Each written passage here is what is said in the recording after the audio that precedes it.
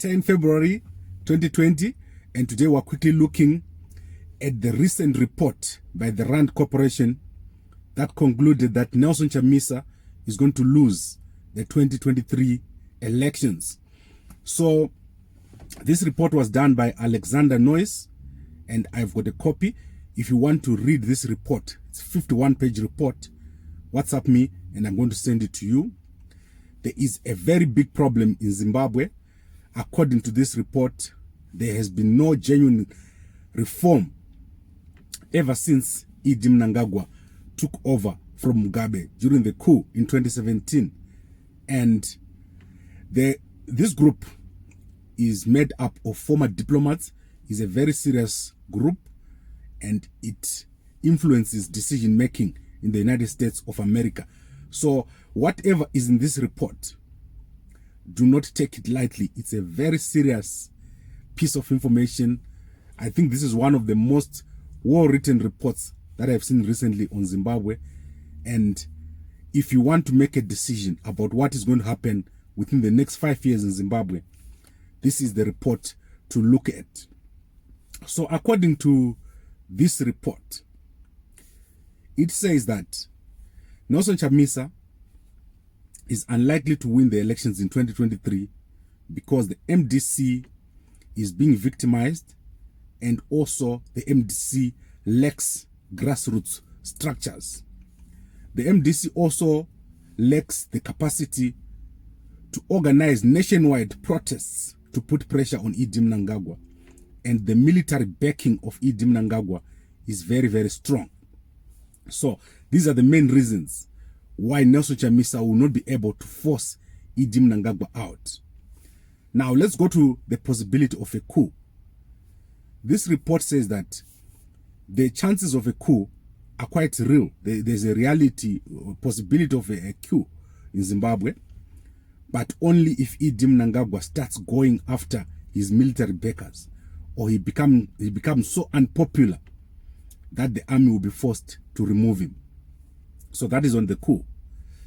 Then on the 2023 elections and reforms, this report says that there has been no genuine reforms, and Mnangagwa is going to win in 2023. So this we've already said. Opposition parties in Zimbabwe are not united across the country. So that is a key piece of information. On the economy, this report says that the economy is likely to continue sliding downwards. Currency is going to slide, and there's going to continue to be shortages.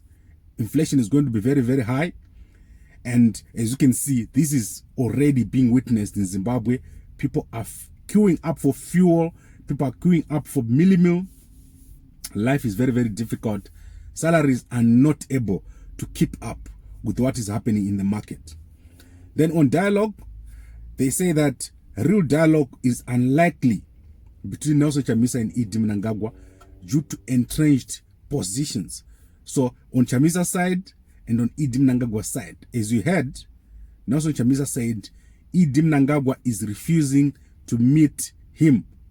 That is what we talk about when we talk of an entrenched position. Idi Mnangagwa has got his military backers to satisfy. They will not allow him to meet Nelson Chamisa out of Poland. And that is not a real dialogue. Now let's talk about opportunities. This report says there are vast opportunities in Zimbabwe in agriculture and in services. However, investors are being scared away because locally people don't have confidence. So people in the opposition, people in civic society, even people in parliament, some people are telling them, do not come to Zimbabwe. So the investors are unlikely to come to Zimbabwe based on the advice that they are getting from people who are actually on the ground. Now, this report, remember what I said, it was written to allow decision makers in the United States to make decisions. So based on this report, they gave 5 actions that the United States needs to take in Zimbabwe. The first one is to set clear benchmarks, how to measure the economic reforms in Zimbabwe, the political reforms, the media reforms. The United States should set those benchmarks. and then see how they can measure Idi Mnangagwa. They should also withhold debt relief until there are reforms. They should plan for private sector activities. So I think this is after the 5 years. So the United States should now start planning how they're going to enter into the Zimbabwean market. Given what is happening with the Russians and the Chinese getting in, the United States does not want to, obviously, to be left behind. There are lots of minerals in Zimbabwe. There's a lot of opportunity in Zimbabwe. In terms of a lot of other things, nothing is happening in Zimbabwe. So private sector companies from the United States, they should start planning to come into Zimbabwe now in advance, so that when things change, they immediately get in. Right, they should keep track of the fight against corruption, make sure that it's not a politicized or factional kind of activity. So that is one of the actions. The last action is the US and other international partners should provide legal and financial support for efforts to recover stolen assets.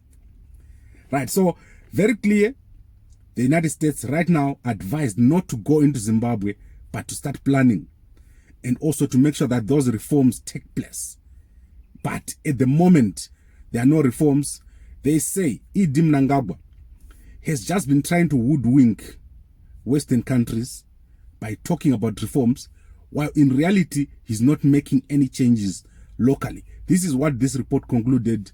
Mnangagwa is not making any changes in Zimbabwe. He's not reforming. He's just talking about it. Hence, Nelson Chamisa is not going to win in 2023. I think if you're an MDC supporter, you need to understand this.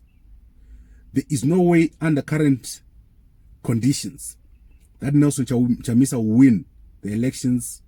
He is not going to win in 2023, which means he needs to change what he's doing. Leaders of the MDC, this is 2020. At this particular moment, you need to change what you're doing. You cannot continue the way that you're doing now and think that you're going to suddenly win in 2023. These people who write these kind of reports, they are very, very serious people. They know what they're talking about. And this is a good chance for the MDC to take advice, put pressure on Idi Mnangagwa, do what is necessary to make sure that Idi Mnangagwa feels the heat. At the moment, he's not feeling the heat.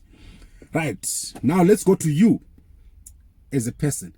Let's say you're a professional working in Zimbabwe. What should you do in the next 1 to 5 years? What would be my advice? I've said this before. My advice to you is leave Zimbabwe right now. Leave Zimbabwe before 2023 if you're a professional. Go to a foreign country. Start doing something that will give you capital, so that in 5 years' time, you can come back to Zimbabwe and you do something. Do not let your kids stay in a place with no hospital, with no road network, with no food, with a currency that is collapsing. So if you're a professional, get out of Zimbabwe, but make sure you go to the right place.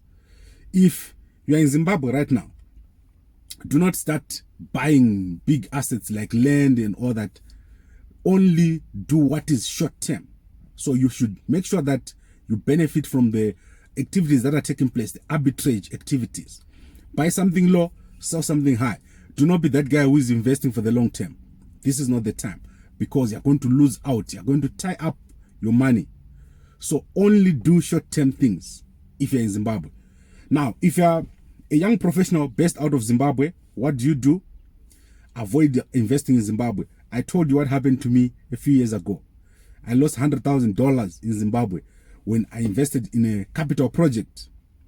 That money cannot be recovered, because once you put your money into Zimbabwe, you cannot take it out.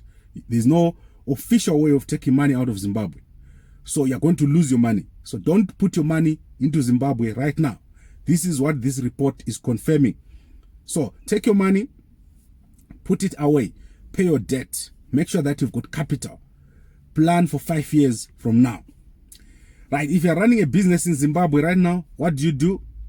You should be also benefiting from the arbitrage. Make sure that you identify the areas of need. Get into those areas. If it's millimil, buy millimil here. Sell it next week. It will be costing double. If you've got something that you can buy and sell it in foreign currency, sell it in foreign currency. Don't be caught holding bond notes, and then you are going to cry and say, I lost my money. Do not be caught in that situation. So that's my advice to you. If you're a student, or if you are someone who is just about to finish university, plan to leave the country, do not hang around. There's no employment for you.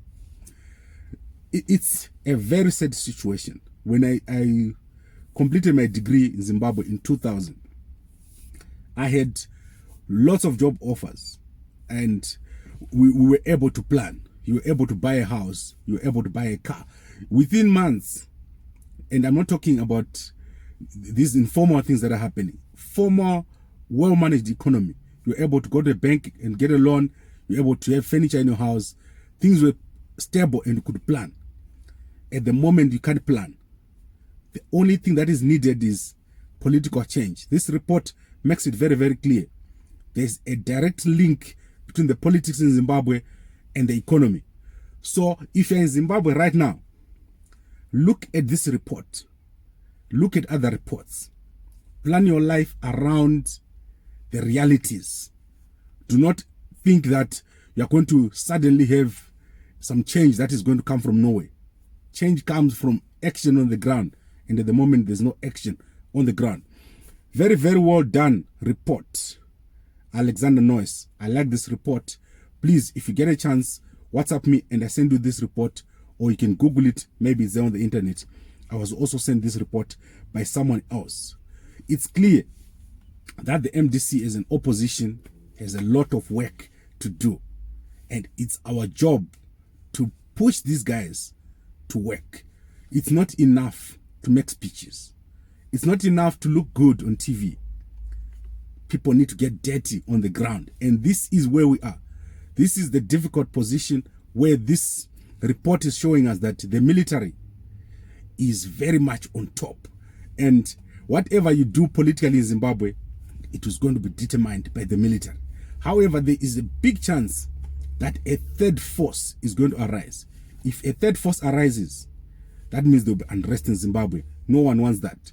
There's also the possibility of Idi Mnangagwa trying to go after the military, which is something that will result in him being pushed out through a coup. A military government in Zimbabwe, I do not know if that is a good thing. There is likely going to be a lot more problems coming in within the next 3 years. And I was basically talking to you as an individual. Make decisions now. Do not wait when you've got information that is very, very clear. Do not wait to make a decision. We're in February now. By December, you should be out of Zim. You should be looking at situations from outside and should be starting to gather capital, because it's not possible at the moment to do it from Zimbabwe. Right. Thank you very much for watching. And if you're watching this on our WhatsApp, please forward it to as many people as possible. We're reorganizing our platforms. As you know, the problems that we're having, we're reorganizing our platforms. So things will be everywhere for the next month or two, but it will settle down. Thank you very much. And if you're watching this on YouTube or Facebook, please like, comment, and share.